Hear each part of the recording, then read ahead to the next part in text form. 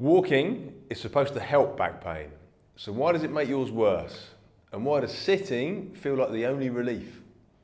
If this sounds familiar, you're not alone. This is extremely common in people with lumbar spinal stenosis, which is more common in people over 60. You can usually walk short distances just fine, but after a while your back starts to ache and you may get pain, tingling or heaviness spreading into your hips, thighs or even your feet. Sitting down brings relief, so you start avoiding walking altogether. The good news is that you don't have to resign yourself to a life of inactivity. If you understand why this happens, there are simple ways to stand and walk for longer without triggering your pain. In this video, I'll show you why spinal stenosis flares up when you stand or walk, how to adjust the way you walk to reduce nerve irritation, and a simple decompression strategy you can use to take pressure off your spinal nerves and increase how far you can walk. So Madame B is an elderly French lady who was 88 years old when she came to see me. She'd always been an active person, but was now unable to walk more than a short distance because it caused so much pain in her back and her legs. She'd travelled 500 kilometres with her daughter to come and do an assessment with me in person because she hadn't been able to find a solution where she lived locally. The physical therapy she'd tried hadn't improved her symptoms at all. In her eyes, I was her last attempt at being able to improve her pain in her final years. Her MRI reports said that she had spinal stenosis, which is common in people her age. It basically means a narrowing of the space that surrounds her spinal nerves. But nobody had been able to show her what she could do to relieve her pain. Her doctors had even told her, it's because you're old, it's normal. But for her, it was anything but normal. Not being able to walk meant losing her independence. And losing her independence wasn't just affecting her physically, it was making her depressed. I explained to her that I didn't know if I'd be able to help, but there were definitely some things we could try. Before I get into what we did, I'm going to show you why stenosis increases someone's low back pain when they stand up and walk. First of all, your spine is basically a stack of vertebrae with discs in between them. You've got the spinal cord running down your spinal canal in the centre, with nerves branching off at each level. So from your lumbar spine, which is this section marked here in red, these nerve branches travel down to your legs, sending electrical impulses that make your muscles move and retrieving sensory information, including pain, that is brought back to your brain via the spinal cord. So as we age, the discs in our spine tend to degenerate, which makes the whole structure a little bit less stable. And if our muscles aren't providing adequate stability, then our body's very smart way of compensating is to thicken the ligaments and lay down extra bone cells in the joints, known as arthritis.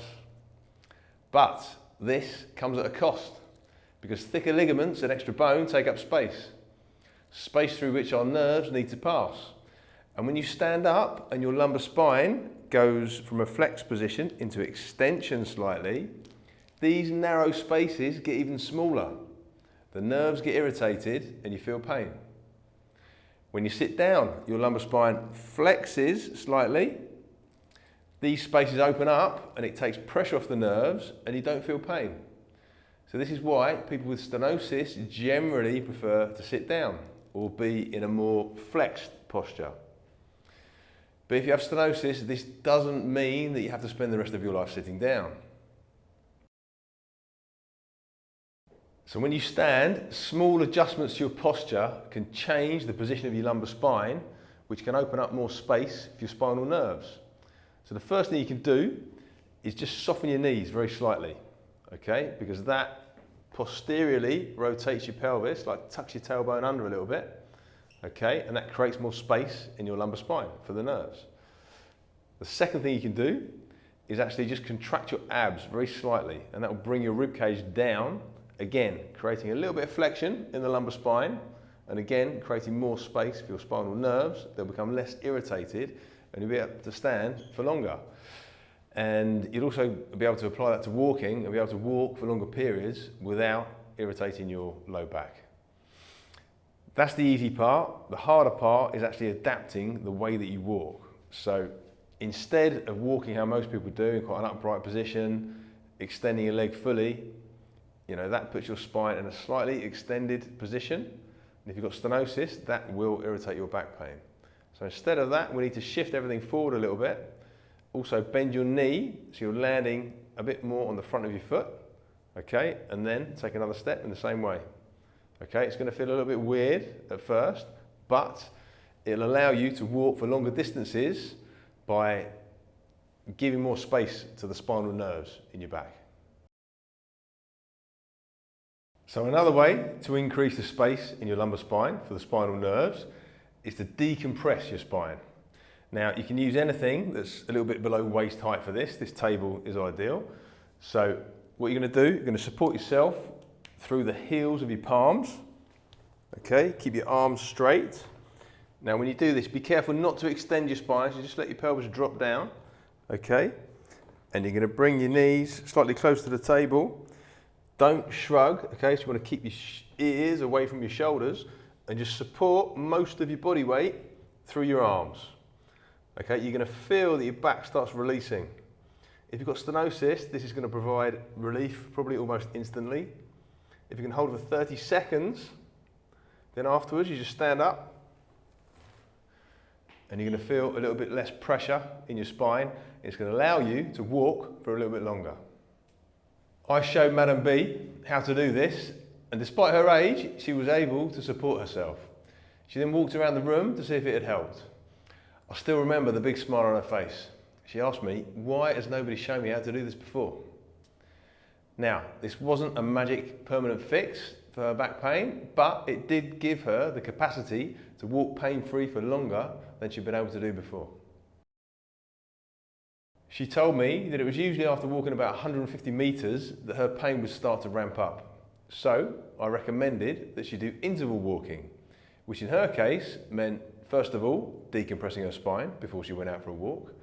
Then every 100 metres or so before her pain starts, decompress her spine again on a park bench, a wall, the bonnet of a car, anything really. Or if that wasn't possible, just sit down, take a break, reduce the stress on her spinal nerves, then walk another interval and repeat.